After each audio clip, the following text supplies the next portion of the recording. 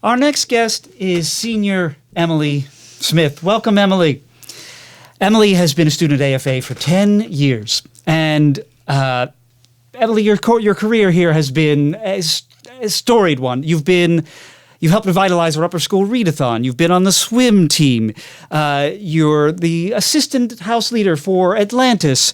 You've, of course, been heavily involved also in our drama productions, and that's what we're going to focus on tonight. What is it, Emily, about drama that has compelled you or interested you to the point where you've really devoted a lot of your time these past couple years to that area of your life?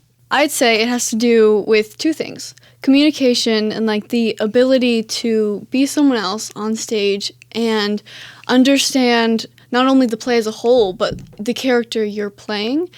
And I just think that's fascinating, how you can just, bring that to life and tell someone a story.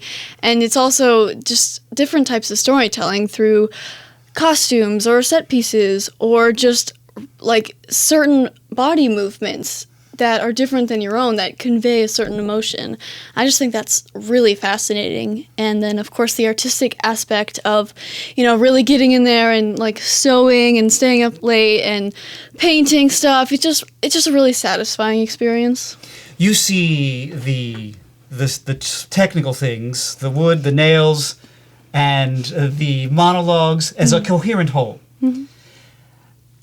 I should have mentioned you're also in the Techne Society, which means, you've learned, you've done a lot of hammering, sawing, nailing.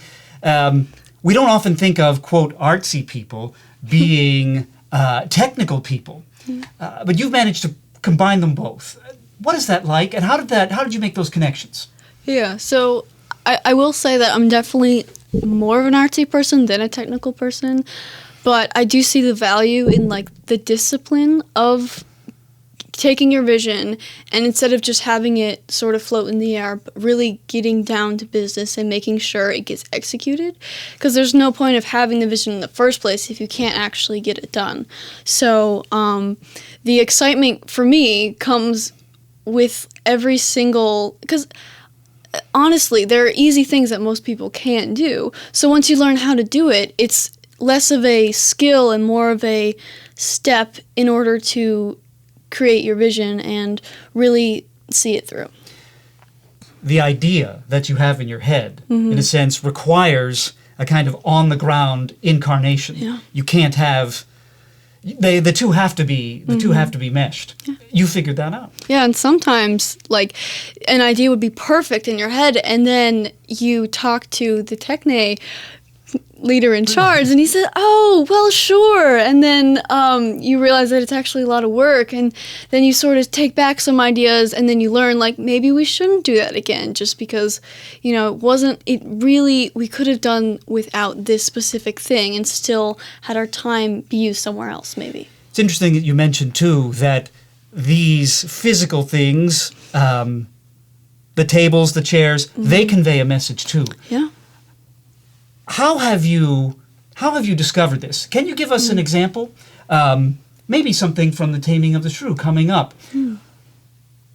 What choices have you made with the physicality of it? The set design, the costumes that you think help convey an important message?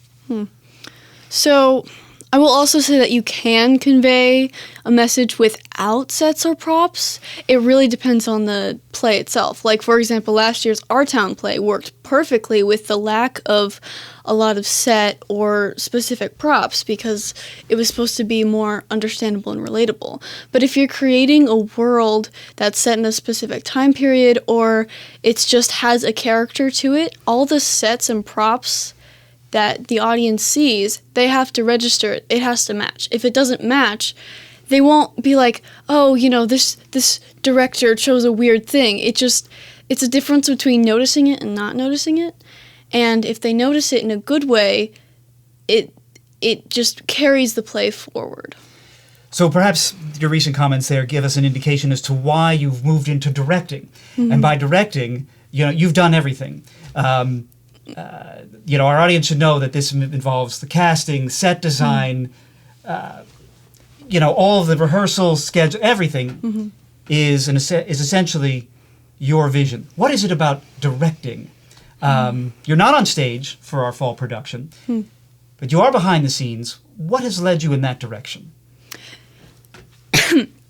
Yeah, I think a lot of it is sort of what I've realized stepping back from the acting role this year is I can sort of be in charge of more of it. A lot of my anxiety before, when I was just an actress, was I was confident in my own lines, but I would have to improv for someone else because they didn't work hard enough on their character, and I wouldn't have been able to fix it then because I'm just worried about my own self. So what I really drove me to directing was being in different productions and seeing things that I want to change, and then not really being able to do it, and then realizing, wait a second, I can do this. I can draw up a set. I can think of ways this person can improve their acting skills because of all the experience I have. And the people here are all the students are so supportive, which is crazy. And they're always open to listen to all of my weird ideas and just go for it, which just makes the process so much easier. What has led you to decide on the play The Taming of the Shrew? A play that is somewhat controversial, but why Taming of the Shrew? Yeah, so this year I made sure to have not really just myself, so I brought in the help of Sylvie and Audrey Blunt, a senior and a junior, and we sat down, we were trying to figure which one we should do, and since we did Shakespeare last year, I co-directed, as you know, with Abigail Much Smedley. Ado About Nothing. Comedy of Errors. Comedy of Errors. Comedy of Errors. We also did that one. Yeah, we did that one, I think, the year before that. Yeah. Yes. Comedy of Errors. Anyway. You directed Comedy of Errors last year. Yes. So sorry. What was I saying? Sylvie and Audrey. Yes, sorry. Okay, so I was going to try to break from that because I thought, we've done this for so many years. I don't want it to be just held in by this standard, even if it is something I'm sort of good at. I really do like the comedies more than, more the serious plays because I understand it better. But Audrey kept suggesting, it has to be a well-known play or else you won't get as much excitement. Right. And I was going for one of a very old, Greek playwright, and I was like, I think it's funny. And they're like, but no one's going to come see it. And I was like, okay. So with their help, we finally narrowed it down to Taming of the Shrew. And just with seeing the possible cast members, it was obvious. So. Right. Now, I mentioned some of the controversy surrounding the play. Some see it as a sexist play. Some even go a little further and say it might even be misogynistic. I'm guessing, however, that you would disagree. Why is that? How do you see the play functioning in terms of how men and women relate to one another? Yeah. So there's definitely a controversy, but it's not so much as this is what Shakespeare's saying, because both sides acknowledge that there's text to support each of the respective sides. So my interpretation is supported by each character's text, and it's less of the message of the play is not a misogynistic message. So we have two or three different groups of couples, and they're all just trying to find the different ways of marriage and love and identity, right? So to say that the play's primarily, Shakespeare's primary intent of this whole play was to just show a bad way to treat your wife or all of these other claims that we're saying, while they might have been true, I just think there's so much more that you can draw out with a different message of he laid three different ways out, and the one that ended up, true, was this way, so we should consider it and, reflect on it. Yeah, okay. And certainly the characters, I mean, Kate, perhaps the controversial character, I mean, she's certainly a very strong person. Yeah. Right, so that's interesting. Now, you've made some other interesting directorial choices. You've chosen to set the play in the 1950s. Yeah. Tell us about that choice. So, partially it was because last year's was so much fun set in the 40s. And that was a comedy of errors. Comedy of errors. And just the 50s is such an iconic time. And as opposed to the 40s where they were still sort of, in the war and the mood of it wasn't exactly like carefree. The 50s, everyone was carefree. There wasn't like any huge dispute or anything. And the 50s were actually when the term like teenager was really created and invented. So they had specific roles now, whereas before you didn't really have a teenage character. So I thought like one, it fit really well with the characters in the play like Bianca and Lucentio and such.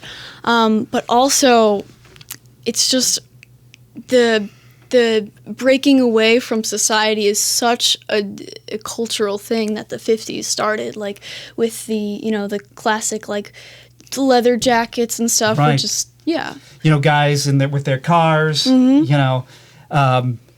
interesting. You see, this is the era, in your opinion, when shall we say, the teenager starts to have an identity of their own. Yeah. And so you see the characters in the play as essentially as kind of teenagers come to life in the 50s? Right. Yeah, and there's only like 2 or 3 of the characters that we talked about are actually like teenagers, but it's still it's more important of like the attitude of like I can do this by myself. Right. I don't need no person or whatever. Right. And that's when Petruchio comes in. He's like, actually, I can sort of bring you back from this false image you have of yourself that you can, control everything and just show you a different way. And I think that's really interesting. Very good.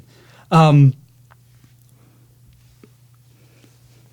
you graduate, in May, you're thinking of pursuing further studies in the dramatic arts. I think you mentioned that you might like to pursue directing or set design or something involving film and theater. What link do you see between your faith as a Christian and your pursuit of the arts as a vocation?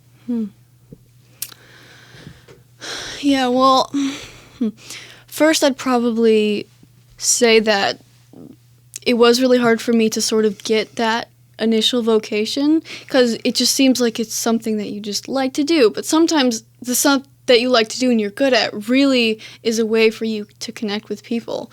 And theater and drama in particular, the culture of it is intentionally like just giving messages out to the public. Like every movie that comes out within a day or two, there's always a review by at least like 20 people, and those are the most viewed things, right? So as a Christian, it's just so fascinating because not only can I communicate with different people, but I can understand people better, and I can understand, hey, he's acting in this way, like as his own person, so I can understand that he's thinking about something, and I know it's important to really talk to him about this. So things like that, and I do think it's important to have more Christian, not just we're gonna like make Bible movies, like which is all well and good, but I think if we have in a secular world more Christian messages in a technically impressive way, I think that will really spread the message that we want to spread. Denzel Washington had an interesting comment that I heard in an interview. Denzel Washington, I believe I'm not misspeaking, identifies himself as a Christian, and he was asked, usually he plays the good guys in various movies. He was asked about his role in a movie called Training Day, for which he won an Oscar, in which he plays a bad guy. And there's some language and so on in the movie. But he said he took that part because he believed it was a true part. It was a part that conveyed a true message. What do you think about that statement? Even can you play a bad guy and convey truth? Yeah. And I do agree with his. It really does depend on the way it's written, because it's not really up to the actor to say what he wants to say, no matter how much he wants to interpret the character. He has to honor the incarnation of the author. Yeah. Yeah, even if it's like not great lines, like you can't just make up your own thing. So I do think you can portray a villain or a bad character as long as you show a veil of vulnerability, if that makes sense. So you can be like an evil queen and not like say all your lines menacingly and really cut to the throat, because you're just playing a part in the overall story and conveying that there are evils in this world. It wouldn't be a good story if there just weren't any evils. So I really resonate with what he said. The truth, then, in Taming of the Shrew. What is the message you would like the audience to get from this play? Well, first, I do want to clarify. I don't want this to be like a profound understanding of human nature, although it's a true play. It shows you can understand the characters by understanding yourself. So there's fun parts of it, but the overall truth is just we're all trying to get to the same thing, and we have to understand not only where people are coming from, but the ways in which we do it. Does it affect ourselves? Like, is it worth it to chase after something so quickly when you can just really stop and think and plan and get this whole thing together? Maybe like Bianca and Vincenzo. Lucentio. Bianca and Lucentio, perhaps. Yeah. Mm-hmm. Thank you, Emily, for all of your time that you've given us. I really appreciate it. The final question I usually like to ask our guests is, you've been here at Atlantis for 10 years. What would you say is the most challenging thing about being a student at Atlantis? What is the most rewarding thing? I'll start with rewarding. Like you said earlier, the readathon, that was the first thing that really got me into this whole like student leadership aspect of Atlantis. That's like no other school really has that opportunity. But just that whole process, beginning there, just planning all those things and doing something for the students and seeing their reaction was easily the most rewarding so far, until my thesis. Until your thesis coming up in a few months. Oh, yeah. And then most challenging, I'd say just balancing what needs to be done and what you can do, because you have to understand your own limits and not try to hold yourself too high to a standard, but also you really have to just communicate to teachers and students like what you need so that they can help you, because it's so much harder if you just try to go at it alone and just keep missing the mark and you just can't get better. So, yeah. Well, Emily, those are excellent words. I'm sure it's going to be an excellent production. I look forward to it. Thank you so much for being here with us. Of course.